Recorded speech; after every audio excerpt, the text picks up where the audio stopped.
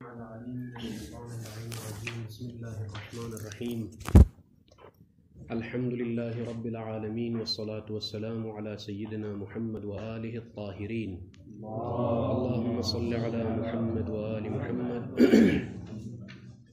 اللهم وفقنا وجميع المشتغلين خصوصا الحاضرين بحق امیر المؤمنین.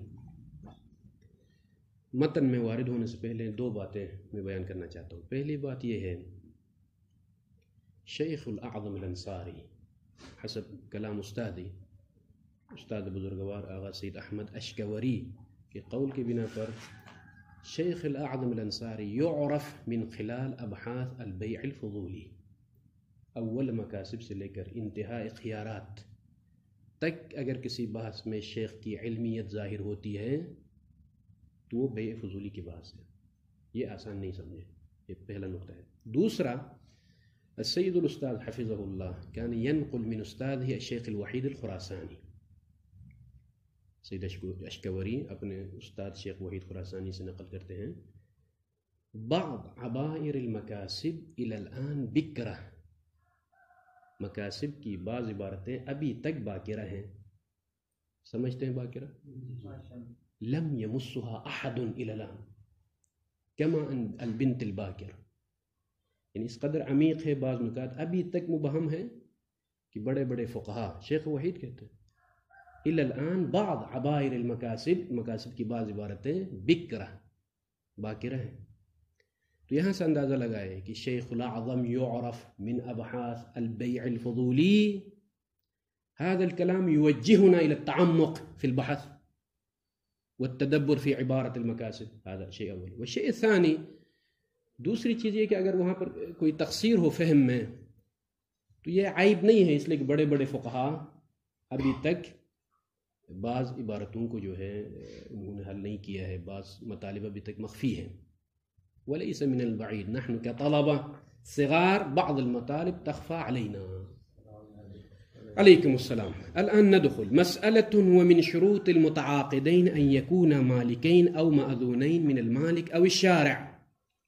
خوب، یہ چونکہ شروط متعاقدین میں سے پانچویں شرط ہے، الشرط الخامس من شروط المتعاقدین من البائع والمشتری، متعاقدین بائع اور مشتری میں سے شرط خامس أن يكونا مالكين أو مأذونين من المالك أو الشارع. بلے إلى هنا واضح مطلب جدا. مالکین ہو یا حکم مالکین میں ہو، جو حکم مالکین میں ہے وہ مالک حقیقی کی طرف سے، مالک حقیقی یعنی مولائے حقیقی نہیں، مالک حقیقی جو مال کا مالک حقیقی اس کی طرف سے معذون ہو یا وکیل ہو. بلے معذونین من المالک او الشارع، مالک کی طرف سے معذون ہو یا شارع کی طرف سے ولایت ہو، جیسا کہ ولی ہے، سرپرست قیم. زين، هذا هو الشرط. فعقد الفضولی، فا تفریع، جب یہ شرط ہے تو شرط کے اوپر ایک مسئلہ متفرع ہوگا. ما هو المتفرع؟ فعقد الفضولی لا يصح. لماذا؟ بعد میں یہ بات آئے گی کہ جو فضولی من ہوا، لا هو المالک ولا هو المأذون من قبل الشارع ولا من قبل المالک. هذا هو الفضولی. نہ وہ خود مالک ہے، نہ مالک کی طرف سے معذون ہے، نہ شارع کی طرف سے معذون ہے. خلاص لا يصح، عقد فضولی صحیح نہیں ہے. لا يصح يحتاج ہے تفسیر کی طرف. شیخ اعظم ایسی تفسیر نہیں کرتے ہیں. بھئی آپ کہیں گے کہ جو ہے لا يصح کیا مشکل ہے جس میں پھر شیخ اعظم ای لا يترتب علیہ، هذا التفسیر من الشیخ الاعظم. لا يصح کی تفسیر میں اس میں کوئی راز ہے، سر ہے، اسی لیے شیخ اعظم تفسیر کرتے ہیں کہ یہ اشتباہ نہ ہو کہ لا يصح سے مراد یہ نہیں ہے کہ ایک چیز دیکھیں، لما يقال هذا فاسد، یہ چیز فاسد ہے. ایک ہے فساد تام، ایک ہے فساد ناقص. یہ مصطلحات استاد مصطلحات ہے. فساد تام، اس طریقے سے یہ چیز فاسد ہو گئی ہے کہ پھر اس کو ٹھیک کرنا درست ممکن نہیں ہے. اس چیز کو درست کرنا ممکن نہ ہو تو اس کو کہا جاتا ہے فساد تام. ایک ہے فساد ناقص، یعنی اس میں تھوڑی سی کمی رہ گئی ہے، باقی ماشاءاللہ سے ہر لحاظ سے ٹھیک ہے، لیکن ایک چیز اس میں موجود نہیں جس کی وجہ سے جو ہے آپ کہیں اس کو فساد ناقص. لا يصح سے مراد یہ نہیں ہے کہ یہ عقد فساد تام رکھتا ہے، یعنی فاسد تام ہے جس کو تصحیح کرنا ممکن نہیں ہے، ایسا نہیں ہے.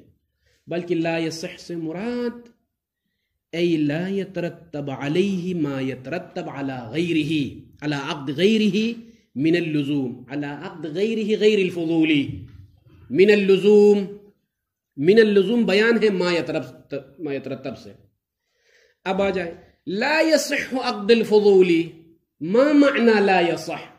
ای لا یترتب علیہ علی عقد الفضولی، لا یترتب.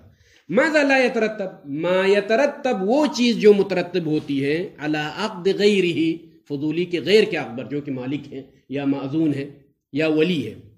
کیا چیز مترتب ہوتی ہے؟ من اللزوم، من اللزوم بیان ہے ما یترتب سے. یہ ترجمہ لفظی ہے، لیکن مطلب کیا ہے اس عبارت میں؟ مطلب یہ ہے کہ لا یصح سے مراد فساد تام مراد نہیں ہے، یعنی عقد فضولی فساد تام نہیں ہے، یعنی اس معنی میں نہیں کہ پھر کوئی علاج ہی ہمارے پاس نہیں کہ ہم اس کو ٹھیک کر سکیں، یہ مراد نہیں ہے. بلکہ لا یصح سے مراد صرف اثر مترتب نہیں ہوتا. عقد بذات خود صحیح ہے لیکن اثر عقد مترتب نہیں ہوتا. اثر عقد کیا ہے؟ نقل اور انتقال، نقل العوض و نقل المعوض. میں بائع ہوں تو میں مبی کو نقل کر رہا ہوں اور مشتری عوض کو نقل کر رہا ہے. نقل العوضین، نقل و انتقال، اثر بیع یا اثر عقد، یہ اثر مترتب نہیں ہوتا ہے، یہ مراد ہے. نہیں کہ بذات خود عقد باطل ہے. خوب لا يترتب على عقد الفضول ما يترتب على عقد غیرہ من اللزوم. کلمہ لزوم میں یہ بھی ضرور نہیں ہے کہ ہر شارح کی عبارت کو اور مصطلح کو ہم نقل کریں. یہاں پر ممکن ہے کسی کو اشتباہ ہو، چونکہ من اللزوم کی یہ کلمہ تکرار ہوگا کئی مطالب میں. لزوم یہاں پر وہ لزوم نہیں ہے جو عقد جائز کے مقابلے میں. العقود جائزہ و لازمہ، عقود کی دو قسمیں ہیں، جائزۃ و لازمۃ. عقد جائز میں آپ کے پاس اختیار ہے، فسخ کر سکتے ہیں. عقد لازم میں نہیں، آپ فسخ نہیں کر سکتے. یہاں پر یہ مراد نہیں ہے. کوئی یہ نہ کہے کہ عقد فضولی کے غیر پر جو چیز مترتب ہوتی ہے، وہ چیز کیا چیز مترتب ہوتی ہے؟ لزوم. لزوم کا مرحلہ بعد میں آتا ہے، پہلے صحت، یعنی عقد صحیح علیکم السلام، فہذا العقد الصحیح لازم، یہ لازم مرتبہ ثانی میں ہے، لزوم مرتبہ ثانی میں ہے. تو آیا غیر فضولی کے اوپر جو چیز مترتب ہوتی ہے وہ چیز یہ مراد ہے کہ بلے مثلا چونکہ عقد غیر فضولی، العقد غیر الفضولی صحیح ولیکن لیس بلازم، چونکہ مالک حقیقی اگر جو ہے عقد کرے تو چونکہ صحیح ہے اور ساتھ ساتھ لزوم بھی مترتب ہوتا ہے بعض اوقات میں. آئے یہ مراد ہے یہاں پر؟ کہتے ہیں کہ نہیں، وہ لزوم جو جواز کے مقابلے میں ہے وہ مراد نہیں ہے. من اللزوم سے مراد نقل فعلی، فعلاً نقل اور انتقال مترتب نہیں ہوتا ہے. فإذن من اللزوم سے مراد صحت فعلی مراد ہے. صحت شانی، صحت فعلی مترتب نہیں ہوتی ہے، اما صحت شانی موجود ہے. صحت شانی ہے یعنی کیا مطلب؟ عقد فضولی میں یہ صلاحیت ہے کہ اثر مترتب ہو، لیکن فعلاً جب تک بعد میں اجازہ مالک کی طرف سے نہ آئے اثر مترتب نہیں ہوگا. یہاں پر کوئی درس تو نہیں ہے دوسرا؟ خوب. فعقد الفضول لا يصح أي لا يترتب عليه ما يترتب على عقد غيره من اللزوم. تو اس تفسیر سے کیا بات سمجھ آئی؟ وہ یہ کہ چونکہ یہاں پر لزوم سے مراد اشتباہ نہ ہو کہ مالک حقیقی یا معذون یا وکیل اگر عقد کرے تو وہاں پر چونکہ عقد صحیح بھی ہے اور ساتھ ساتھ بعض عقود لازم بھی ہے اور بعض عقد جائز بھی ہے. یہاں پر لزوم اس جائز کے مقابلے میں نہیں ہے. من اللزوم سے مراد یعنی فعلاً اثر فعلی مترتب نہیں ہوتا ہے عقد فضولی کے اوپر جب تک بعد میں اجازت نہ آئے. اب آ جائے وَهَذَا مُرَادُ. هذا یہ جو تفریع ہے، یہ جو تفریع ہے، کون سی تفریع؟ جو شیخ مصنف نے کہا کہ لا يصح ای لا يترتب علیہ اثر. هذا التفریع مراد من، اس فقیہ کی مراد ہے. من سے مراد ہے علامہ حلی. مراد من جعل الملک وما في حكمه وما في حكم الملك شرطا ثم فرع عليه على هذا الشرط أن بيع الفضول موقوف على الإجازة كما في القواعد. القواعد لمن؟ العلامة الحلی. علامہ حلی کی ایک عبارت ہے، وہ عبارت یہ ہے کہ ملک کو کیا قرار دیا ہے؟ شرط. وما في حكمه وما في حكم الملك، اذن وکالت، اذن یہ چیزیں کیا آگا؟ حکم ملک میں ہے. یعنی وکیل حکم مالک ہے، حکم مالک رکھتا ہے، اسی طرح سے معذون حکم مالک ہے۔ علامہ ہلی نے فرمایا ہے کہ ملک شرط ہے اور ساتھ ساتھ یا حکم ملک ہو، یہ شرط صحت بے ہے یا صحت عقد ہے۔ ثم فرع على هذا الشرط، جب یہ شرط ہے تو اس کے اوپر ایک چیز کو متفرع کیا ہے، مسئلہ شرعی، وہ کیا؟ ثم فرع العلامہ علیہ على هذا الشرط ان بیع الفضولی موقوف على الاجازت۔ بس ہمارے پاس شرائط بیع میں سے ایک ملکیت مالک ہونا یا معذون ہونا شرط ہے، تو اس کے اوپر فوراً علامہ نے کیا متفرع کیا ہے؟ متفرع کیا کہ بیع فضولی موقوف ہے اجازت کے اوپر، یہ متفرع کیا اس مسئلے کے اوپر۔ اب اس تفرع کے اوپر فاعتراض جامع المقاصد، جامع مقاصد جو کہ محقق کرکی ہے، اس نے علامہ کے اوپر اعتراض کیا ہے۔ ایھا العلامہ، اس عبارت کو فی الحال رکھیے، مطلب کو پہلے بیان کرو۔ ایھا العلامہ الحلی، آپ نے شرائط متعاقدین میں کیا بیان کیا ہے؟ ملک یا حکم ملک، جو کہ اذن یا وکالت۔ اس شرط کا تقاضا یہ ہے کہ جو متفرع ہوگا مسئلہ ہے، جو مالک نہیں ہے یا معذون نہیں ہے یا ولی نہیں ہے، تو اس کی عقد باطل ہے، عقدہ فاسد و باطل، لأنه اذا فقد الشرط فقد المشروط۔ جب شرط نہیں ہے، ملکیت نہیں ہے، اذن نہیں ہے، وکالت نہیں ہے، تو مشروط بھی باطل ہے۔ تو بطلان عقد فضولی اس کے اوپر متفرع ہونا چاہیے، بطلان عقد فضولی متفرع ہونا چاہیے، نہیں کہ بھلے بیع فضولی کو آپ کس طرح سے متفرع کریں گے کہ بیع فضولی موقوف ہے اجازت کے اوپر، یہ تفرع ٹھیک نہیں ہے آپ کا، چونکہ جس کو آپ نے شرط قرار دی ہے اس شرط کا تقاضا یہ ہے کہ چونکہ بیع فضولی میں نہ اذن ہے نہ وکالت ہے نہ مالک ہے، تو بطلان بیع الفضولی متفرع، نہیں کہ بیع الفضولی موقوف علی الاجازہ۔ بات واضح ہو رہی ہے؟ تفرع کس طرح سے ہونا چاہیے؟ چونکہ علامہ نے کہا ہے کہ میرے پاس شرط یہ ہے، تو اس کے اوپر جو مسئلہ متفرع ہوگا، چونکہ فضولی نہ مالک ہے نہ جو ہے وکیل ہے نہ معذون ہے، اس کی جو ہے بیع جو ہے اور عقد جو ہے باطل ہے، یہ بطلان متفرع ہونا چاہیے، نہیں کہ عقد الفضولی متفرع علی الاجازہ، اجازت کے اوپر عقد فضولی موقوف ہے، صحت فضولی عقد اجازت کے اوپر موقوف ہے۔ یہ موقوف ہونے کا جو مسئلہ بیان کیا عقد فضولی میں، یہ فرعی مسئلہ ہے، اس کو اس شرط کے اوپر متفرع کیا، یہ تفرع ٹھیک نہیں ہے۔ محقق کرکی کا اعتراض ہے، محقق ثانی جو کرکی ہے علامہ کے اوپر۔ اب جو ہے شیخ مصنف فرماتے ہیں جو میں نے مسئلہ متفرع کیا اس شرط کے اوپر، چونکہ ایک تفرع مصنف نے کیا ہے علیکم السلام، وہ کیا متفرع کیا؟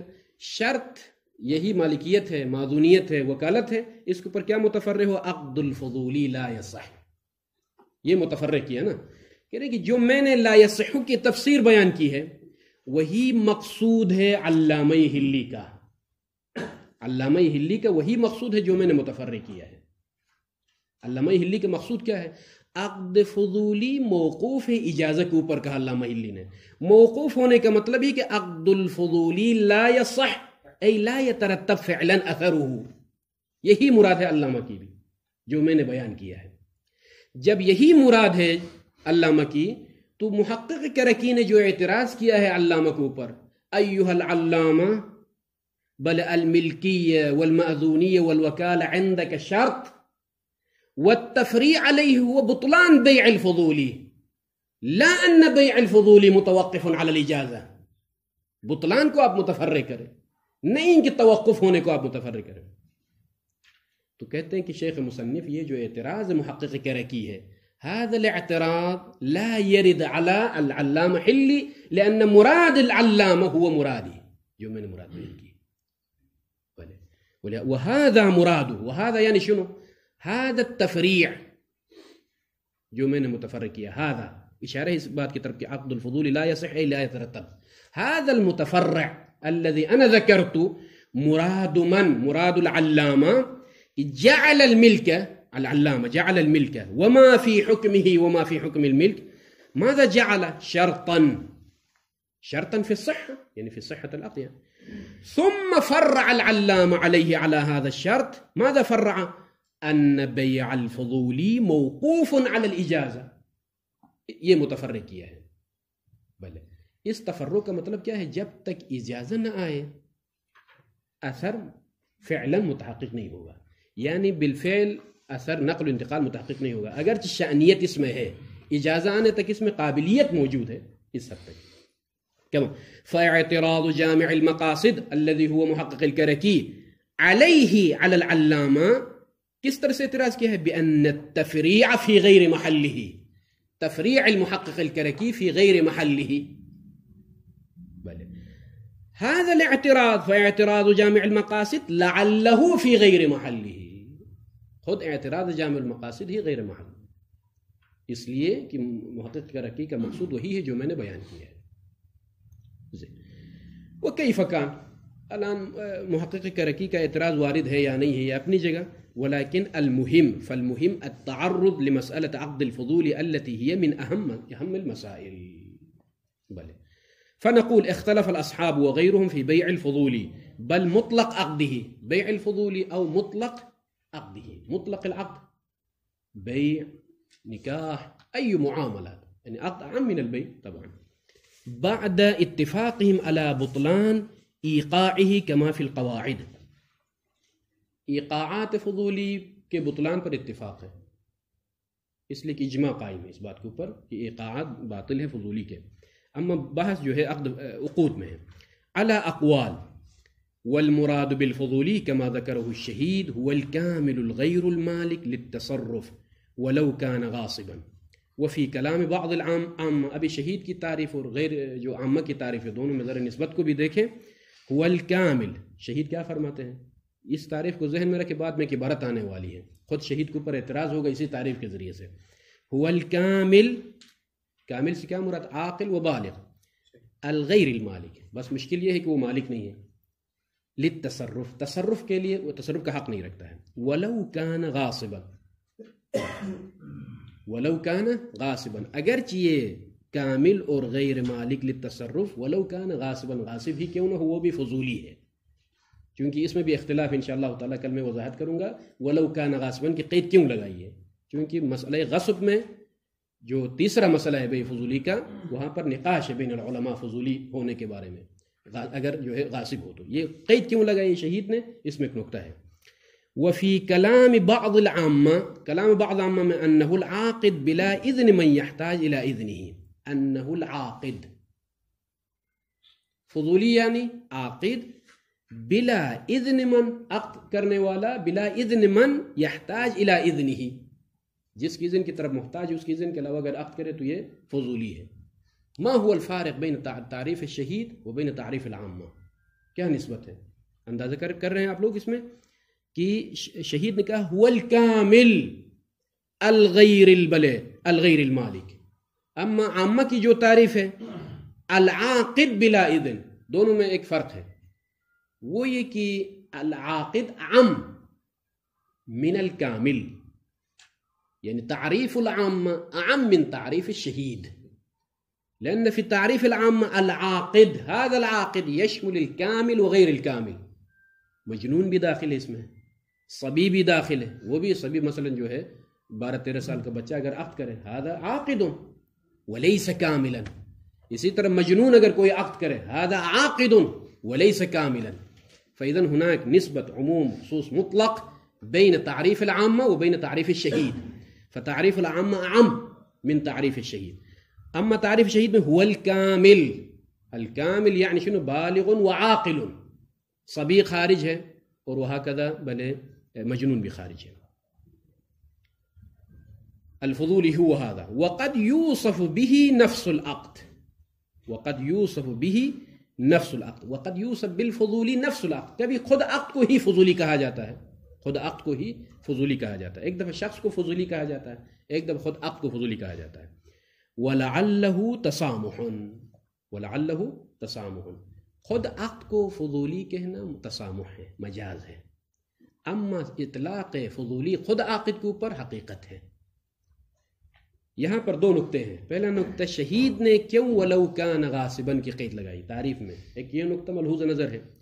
دوسرا یہاں پر جو ہے وقد یوصف به نفس العقد ولعلہ تسامح، وجہ تسامح اور مجاز کیا ہے، یہ دو نقطے ہیں. کیونکہ پہلا دن ہے، میں صرف اوقات اور جو ہے ابتدا کرنے کے لیے آیا ہوں. انشاءاللہ تعالیٰ کل سے یہ نقطے بھی واضح ہوں گے اور انشاءاللہ پھر طویل بحث ہماری جاری رہے گی. وصلی اللہ علی محمد وآلہ الطاہرین.